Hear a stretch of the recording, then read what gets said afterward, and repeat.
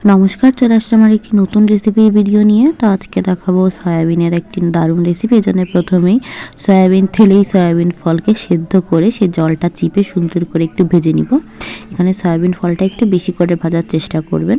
তো এরপরে আবার ওই কড়াইতেই তেল দিয়ে পরিমাণ মতো আলু দিয়ে দিচ্ছি, কেটে টুকরো টুকরো করে দিচ্ছি লবণ হলুদ। সুন্দর করে আলুগুলোকে একটু ভাজা ভাজা করে নিব, কারণ এখানেই আমরা একবারেই রান্না করব।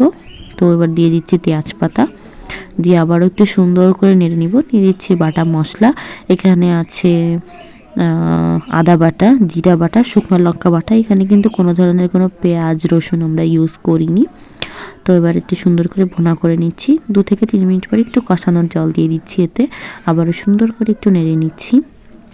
জলটা যখন শুকিয়ে যাবে, তো শুকিয়ে গেছে, এ পর্যায়ে দিয়ে দিচ্ছি ভেজে রাখা সয়াবিন ফলগুলো। দিয়ে আবারও সুন্দর করে একটু নেড়ে নিচ্ছি। দিয়ে আবারও 5 থেকে 6 মিনিট একটু ভাজা ভাজা করে নিব।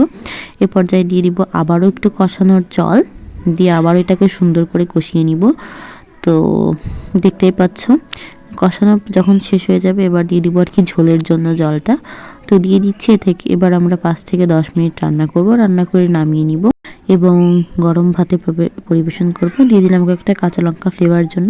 তো অবশ্যই একবার ট্রাই করবে এবং জানাবে কেমন লাগলো। যে কোনো নিরামিষের জন্য এটা খেতে পারো।